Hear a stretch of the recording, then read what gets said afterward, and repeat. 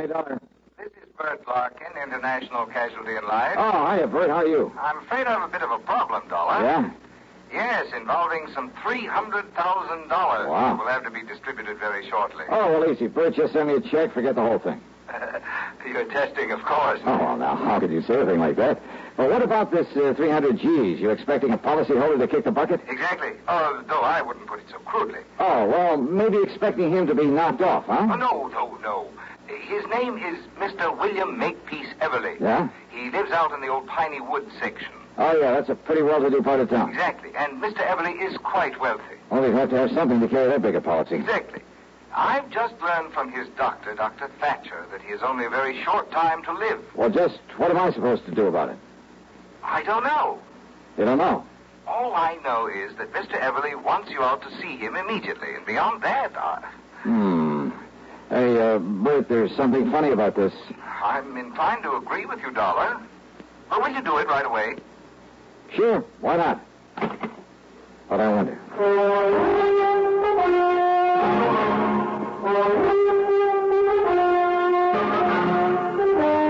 CBS Radio brings you Bob Bailey in the exciting adventures of the man with the action-packed expense account, America's fabulous freelance insurance investigator. Yours truly, Johnny Dollar. Get the really light refreshment. This is where I talk, Kay.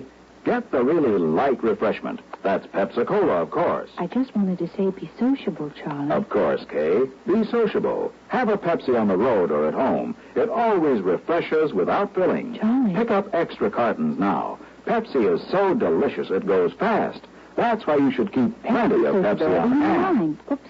Maybe I'd better sing. Be sure to say keep Pepsi handy. Yes, Charlie. But the song says it sociably. Be sociable.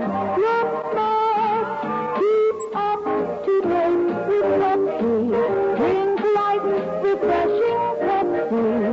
Stay young and debonair. Be sociable. Have a Pepsi. What Kay means is get plenty of Pepsi next time you shop. Well, yes. And now, Act One of yours truly, Johnny Dollar.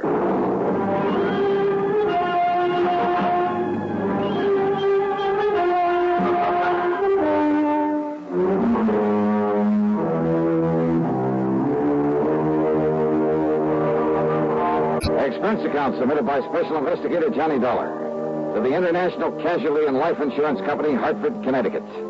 Following is an account of expenses incurred during my investigation of the Harried Heiress matter. Expense account item 1, $4.85 for a tank full of gas, and I drove to the Everly address at the edge of Piney Woods. That was a beautiful old place in a setting of tall oaks and sycamore trees that spread protectively over and around the rather large frame house, with its slate roof, its cupolas and dormers and broad porches. Even before going in, I knew the inside was filled with heavy, overstuffed furniture and velvet draperies, gilded mirrors. That it had a kind of musty smell, perhaps a trace of camphor, and the parlor closed off except for very special occasions. It was that kind of place. In answer to my knock, I was met at the door by a man who looked anything but on his last legs. Mr. Dollar? Yeah, that's right. Good. Come in, please. Thanks, but are you Mr... I'm Dr. Thatcher. I'm the one who called you and should. Oh, I see. At Mr. Everly's request. Or I should say at his insistence. Come along, please. He's in his bedroom upstairs. Yeah, sure. I'm afraid he has only a few days to live, Mr. Dollar. Early yesterday, I notified his stepson, Alfred Acker, but I haven't been able to locate his niece, Nancy Everly. And that is what has him upset. That's why he wants to see you. Oh? They're his only living relatives, by the way. Well, just what does he want me to do? Well, suppose I let him tell you. Oh, and although he realizes he hasn't long to live, he has no idea how short his time really is. All right. Please bear that in mind when you talk to him. Yes, sure. And above all, try not to excite him. Now, in here, please. Oh, okay, thanks. Mr. Everly, I have brought Mr. Johnny Dollar. Oh, isn't that nice? Sit down here beside my bed, Mr. Dollar. Let me tell you why I've sent for you. Yes, certainly, sir.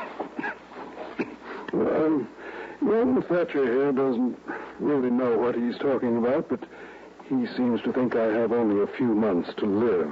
A few months. Of course, I don't believe him. Mr. Dollar, I'll probably end up outliving both of you youngsters. That's the spirit. Well, I hope you do, sir. But he's given me something to think about. My estate. What about it, sir? I've willed everything to my niece, Nancy. And my insurance automatically goes to her in the will. Or did you tell him that, Thatcher? I thought it better if you did. Yeah. Well, Dollar, it's not only because she's been kind and loving over the years, but, well, she's had gumption enough to stand on her own feet, rather than depend on me for a living. Where is Nancy, Mr. Everly? I don't know. Well, But I want you to find her, Mr. Dollar, and bring her here so that I can see her before I... Well, now, I still don't believe this young sawbones, but Yes, I think I understand, sir. And she is your only heir, your only living relative? I told you that. My only heir. And I want to be sure. I want you to be sure it stays that way. Well, I'll do everything I want nothing to go to my step